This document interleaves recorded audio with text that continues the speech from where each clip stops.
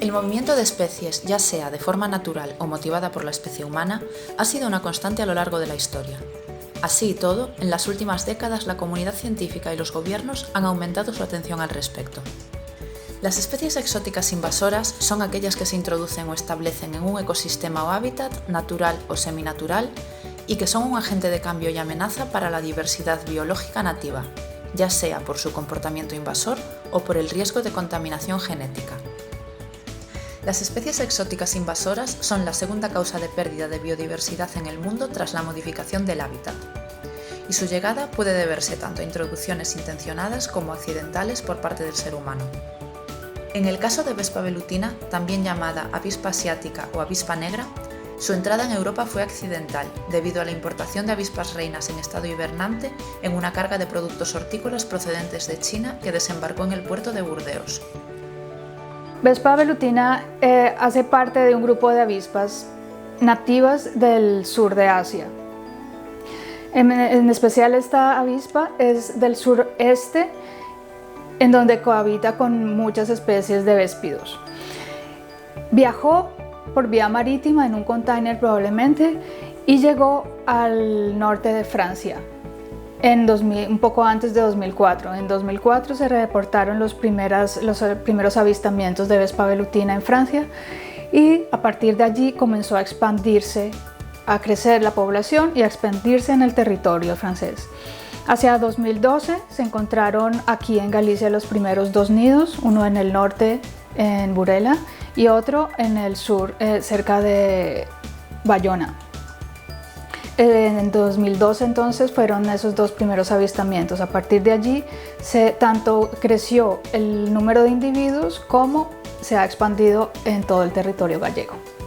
De la problemática de la Vespa velutina es un elemento muy importante porque hay una cierta alarma social con la incorporación de esta especie y sus efectos más duros, ¿no?, de picadura con respecto a las especies endémicas. Y bueno, estudiar con mucho detalle cómo se ha adaptado aquí, cómo se comporta y de qué manera interactúa con las especies endémicas nos lleva a saber cómo convivir con ella, ¿no? Más que hacerla desaparecer, que eso es imposible, ¿no? Es difícil. Pero sí convivir con ella y de qué manera podemos racionalizar y que sus efectos pues no perjudiquen a la actividad polinizadora en general, sobre todo, ¿no?, y en particular a la actividad apícola específicamente, ¿no? Es igual de peligrosa que otros véspidos sociales que tienen un aguijón con el que inyectan veneno. Este veneno es un poco diferente al de otras especies en su composición química, pero no es, digamos, más mortal. ¿Qué es lo que hace que sea peligrosa? Primero, que le gusta vivir cerca de las personas. Construye los nidos cerca directamente en construcciones humanas o en regiones urbanas o semiurbanas. Entonces está más cerca. También aquí en Galicia y en algunas partes de Europa la población ha crecido enormemente. Se han detectado incluso varios nidos en 1 kilómetro cuadrado. Entonces eso hace que haya una gran cantidad de individuos en el ambiente. Cada nido puede albergar algunos miles de insectos que además tienen un sistema de defensa. Ellas son insectos sociales y defienden su nido, defienden a su colonia. Entonces si ellas se ven como atacadas por personas que le golpean el nido o que hacen ruidos exagerados, pues van a defender a su colonia. Y ese es donde más se encuentran de forma agresiva con las personas. Si uno se encuentra con ellas en otras situaciones, no tienden a ser tan agresivas. Eso sí, son agresivas predadoras de insectos. Entonces, unos encuentros cercanos con esta especie pueden ocurrir en los colmenares en donde suelen cazar las abejas de la miel. Les contaba que tienen un nido. Tienen un ciclo anual, le llamamos los biólogos. Eso quiere decir que todo su ciclo vital como colonia, es decir, como superorganismo, sucede en un año. Esto es principalmente mediado por el ambiente, por cuestiones climáticas. Entonces, cuando las temperaturas son propicias, las reinas fecundadas despiertan de la hibernación. Luego generan un primer nido, ellas fabrican un nido, ponen huevos, cuidan a las larvas que salen de esos huevos, y cuando esas larvitas crecen y salen como adulto, ya son ellas las que van a encargarse del cuidado de la colonia, de traer material para construir el nido, de traer comida, agua y recursos al nido, mientras que la reina se queda allí.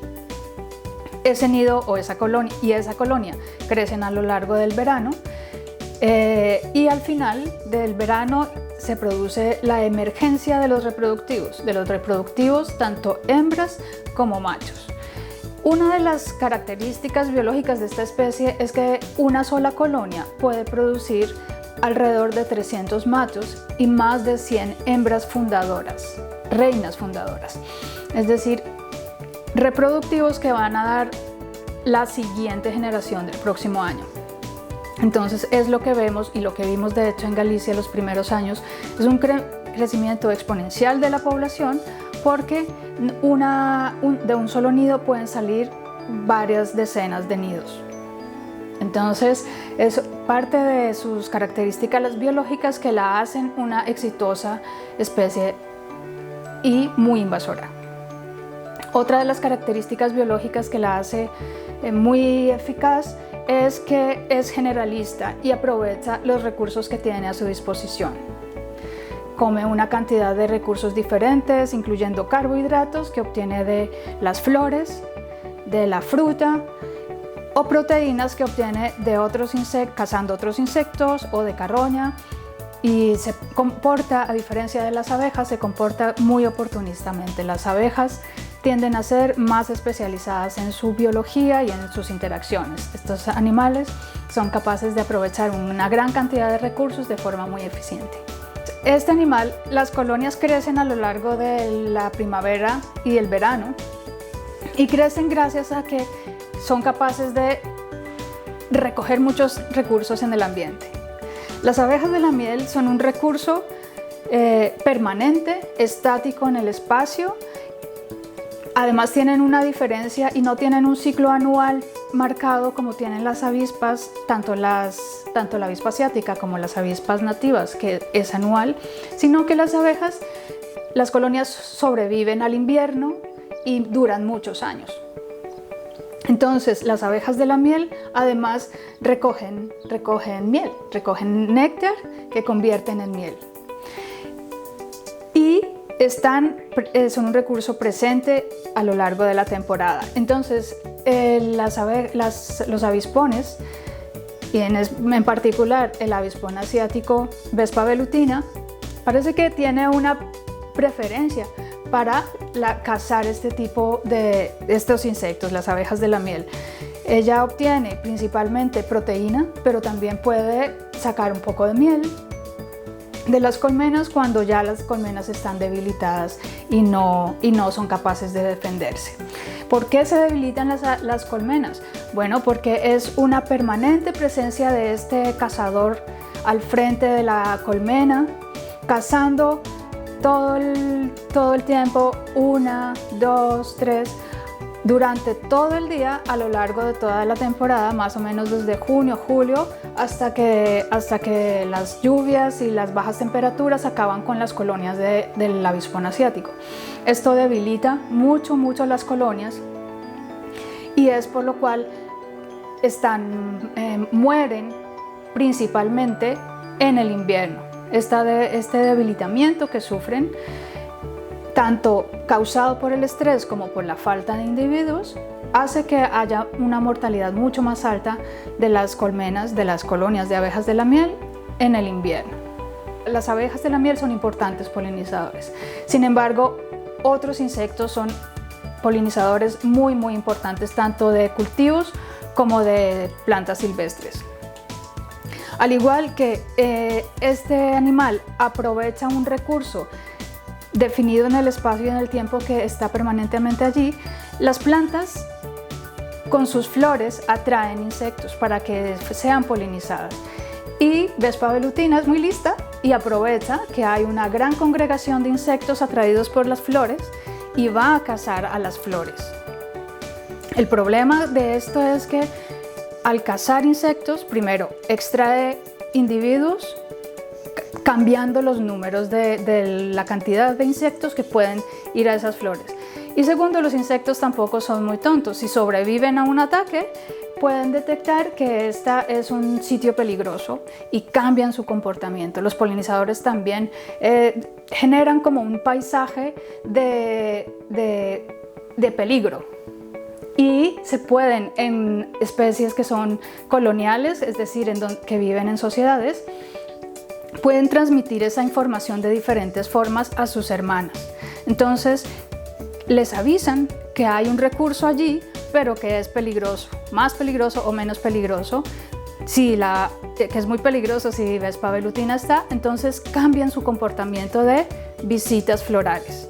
También es posible que visiten más rápido las flores, cambiando también qué tan buenos polinizadores son esos insectos.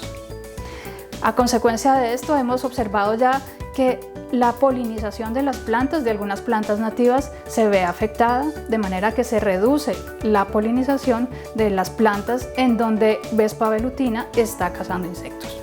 La polinización es el paso del polen de las anteras de las flores hacia las estructuras femeninas de las flores. Es decir, es la forma en la cual las plantas se reproducen sexualmente. Hay intercambio genético entre individuos y hay una mayor diversidad genética y de formas gracias a este proceso.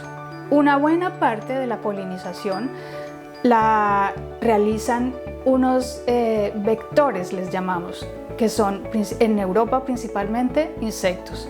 Esos insectos llevan el polen de unas flores a otras. A cambio reciben recompensas, reciben néctar, reciben polen o algunos aromas y aceites.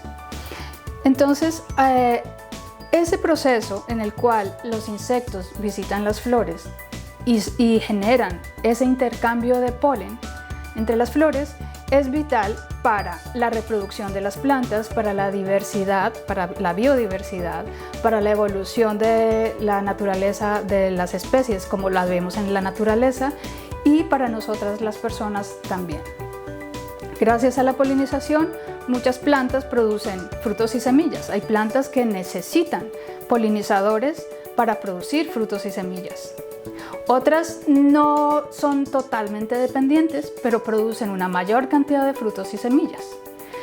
Y las personas usamos todo el tiempo como recursos para nuestra supervivencia las plantas. Tanto las frutas que comemos, hortalizas y frutas, como aceites, fibras, todas las obtenemos a partir de las plantas y por eso la reproducción de las plantas es tan importante para nuestra supervivencia también. Es decir, las personas dependemos de que los polinizadores cumplan su función polinizadora y las plantas reciban suficiente intercambio de polen para poder seguir subsistiendo. Y hacemos parte de toda esa entramado de interacciones que ocurre en la naturaleza. A nivel de los ecosistemas es bastante probable que se estén cambiando los equilibrios en las redes tróficas, es decir, los insectos, los pájaros, los lagartos que consumen estos artrópodos que Vespa velutina ahora se está comiendo, se pueden ver modificados, de manera que todas esas dinámicas de quién se come a quién pueden estar viéndose afectadas por la abundancia tan importante de esta especie. Otros impactos, definitivamente la apicultura es uno de los sectores económicos que más sufre el impacto de Vespa velutina, por lo que ya hemos comentado.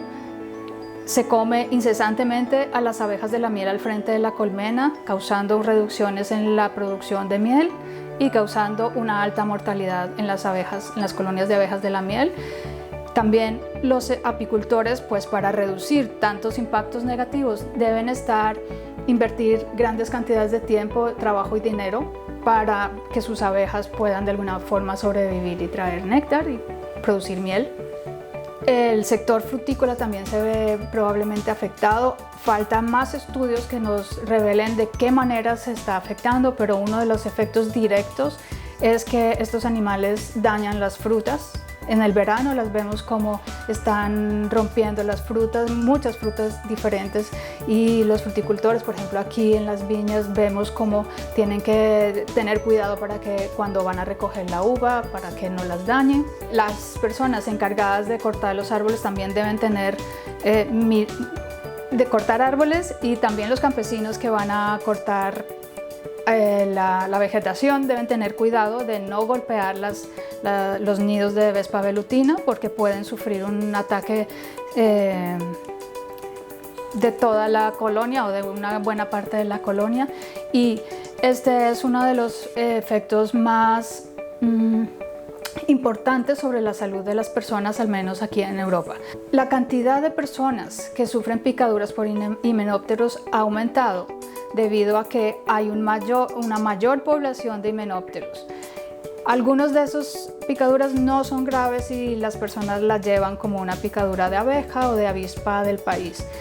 Con mala suerte es alérgico y esa persona puede sufrir un choque anafiláctico. Pero aquí en Galicia tenemos una gran población de Vespa velutina y tienden a hacer los nidos dentro de la vegetación escondidos. Las personas o los peones del campo van desbrozando o cortan un árbol y sin darse cuenta, porque es complicado, es difícil verlas antes, y sufren una gran cantidad de picaduras. Este es el principal motivo por el cual han muerto varias personas aquí en Galicia, porque a pesar de que no sean alérgicos previamente, una gran cantidad, una inyección importante de estas toxinas que tienen en el veneno puede generar daños en el organismo severos que los llevan a la muerte. Esas son las principales formas a través de las cuales Vespa velutina está cambiando nuestro ambiente.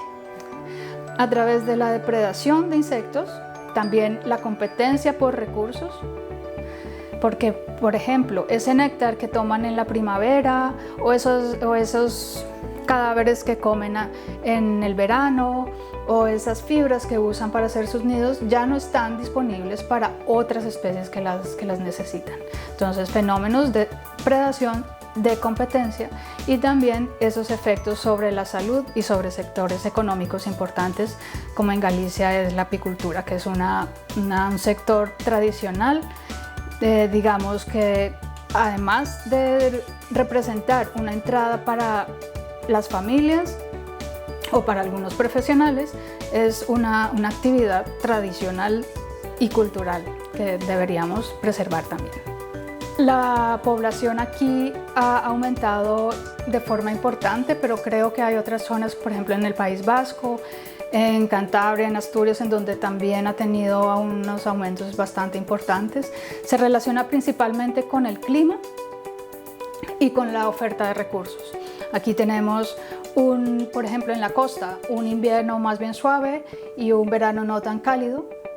Tenemos una abundante oferta de agua, de fibras que ellas usan para hacer los nidos, y la biodiversidad es muy importante en el norte de la península gracias a todas estas condiciones que ofrece el área atlántica. Entonces es una región en general en donde la Vespa velutina parece que se ha adaptado muy bien y parecen las condiciones óptimas para que tenga unas abundancias poblacionales bastante elevadas. Es complicado encontrar soluciones que nos sirvan para reducir eficientemente las poblaciones de Vespa velutina sin afectar las poblaciones de los insectos nativos. Uno de los métodos más usados para la lucha contra véspidos en general, porque también ha habido invasiones, por ejemplo, de véspidos nativos en Europa que fueron introducidos en otros países y otros continentes, también intentaron reducir las poblaciones de las invasoras con trampas, con cebos. El problema del trampeo es que la captura de insectos nativos es muy alta. no se ha detectado tampoco, o no hemos visto en los números, que esa captura de Vespa velutina realmente sea eficaz para reducir la población de la especie invasora. Uno de los problemas es que con esta capacidad reproductiva tan alta y de expansión tan alta, si logramos reducir los números en un sitio, la repoblación en unos pocos meses puede volver a ocurrir. Entonces, por eso las trampas con atrayentes que no son selectivas no son sostenibles. Pero tenemos que buscar soluciones. Esos son los problemas de los métodos, pero las soluciones vienen por usar trampas más selectivas. Estamos desarrollando actualmente trampas más selectivas. Estamos también trabajando en métodos para detección y destrucción de nidos. Es bastante importante y ayuda mucho en las áreas en donde hay colmenares, encontrar los nidos y destruirlos para lo más temprano posible en la temporada, para que no causen esos grandes daños a las colonias de abejas de la miel y a todo el ambiente. Y se está trabajando también sobre protección de las colonias de abejas de la miel. Estamos capturando una enorme cantidad de otros insectos que no estamos mirando qué está pasando con esos insectos. De Vespa velutina tenemos una idea de cómo cambian los números, más o menos en el tiempo, porque estamos pendientes de ella, pero no tenemos ni idea, por ejemplo, qué pasa con la Vespa del país, que es una de las especies que puede ayudarnos un poco a contrarrestar esa gran expansión de Vespa velutina, o qué pasa con otras avispas. Todavía no hay un monitoreo de lo que estamos haciendo con estas trampas. Entonces es un poco más tedioso, pero yo sugeriría que si las personas quieren salir al campo, observar cuál es la entomofauna que hay en la región, y por ejemplo en la primavera capturar con ganapán las velutinas y selectivamente conocerlas y luego selectivamente capturarlas, eso sería un poco de ayuda.